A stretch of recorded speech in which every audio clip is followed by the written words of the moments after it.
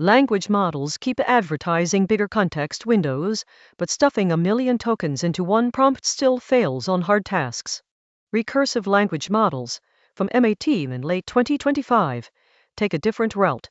Instead of reading everything at once, the model treats the context as an external environment and calls itself to explore it. In this video, Context ROT, what an RLM is, how it works, its architecture, how it compares to RAG and long context, the numbers, and when to reach for it. Start with the pain.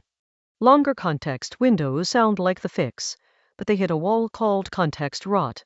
As a prompt grows, answer quality quietly degrades, even when the needed fact is technically inside the window. The model's attention gets diluted across the whole input, so recall drops as length rises.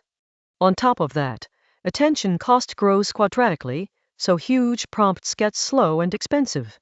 More tokens is not the same as more understanding. So what is a recursive language model? The key shift is where the context lies. Instead of cramming the whole document into the prompt, the RLM loads it as a variable in memory, inside a Python read-eval print loop. A root model then writes code to pick at, search, and slice that context, and it calls a smaller language model on each slice.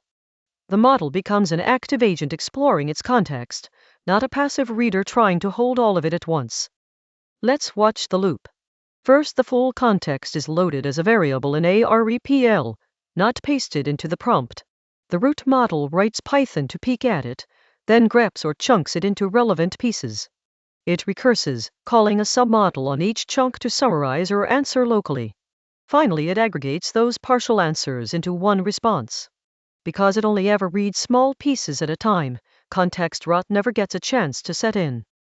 Now the architecture. There are 4 moving parts. A root language model does the planning and orchestration. A Python REPL, like a Jupyter notebook, is its workspace. The context sits there as a variable, so the model can query it with code. And a submodel handles the recursive calls over each slice. In the paper, the powerful GPT-5 is the root, while the cheaper GPT-5 Mini does the recursive work.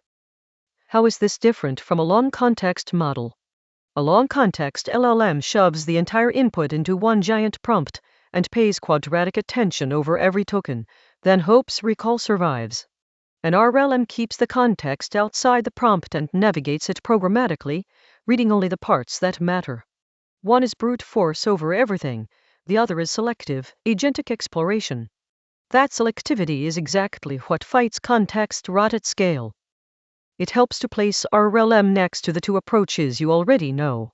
Plain RAG retrieves a few chunks with an embedding search, then answers in a single pass, fast and cheap, but weak at synthesis across many sources.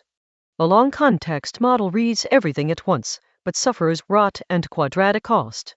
An RLM programmatically explores the full context with recursive calls, slower, but far stronger on deep, multi-document reasoning. Now the headline result on the long context benchmark.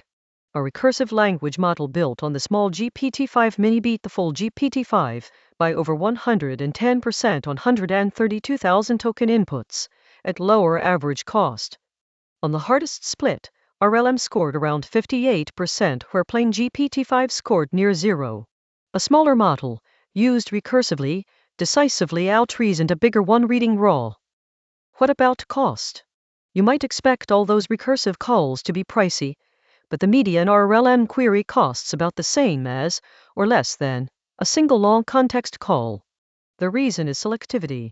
The RLM only examines the slices that matter, while a long context call pays quadratic attention over the entire input. For truly massive inputs, in the millions of tokens, recursion can be dramatically cheaper than brute force. Where does this shine? Anywhere the context is enormous and the reasoning is deep. Think analyzing an entire codebase, synthesizing across hundreds of documents, digging through long agent histories or logs, and deep research questions whose answer is scattered across many sources. RLMs can process inputs up to 2 orders of magnitude beyond a model's native window, so they unlock tasks that simply overflow a normal prompt. In practice, it is refreshingly simple.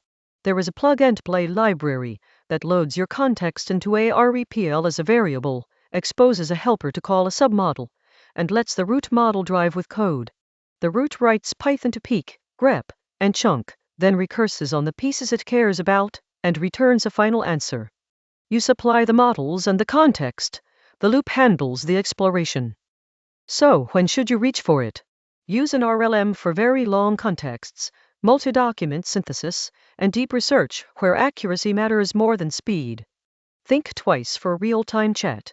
Many sequential calls can take tens of seconds versus a fraction of a second for RAG. Per quest cost is also harder to predict, since the model decides at runtime how much to explore. For simple lookups, plain RAG is still cheaper and faster. Quick recap. Context rot means bigger windows do not guarantee better answers. Recursive language models move the context out of the prompt into a REPL variable, then let a root model explore it with code and recursive subcalls. It beats long context models on hard, huge inputs at comparable cost, and scales far beyond the native window. It is slower than RAG, so use it when depth beats speed. Save this and follow for more clear AI explainers. That is recursive language models. Give the model an environment, not just a prompt, and let it call itself to reason over context of almost any size. Did this make RLMs click? Follow for plain English Gen AI breakdowns.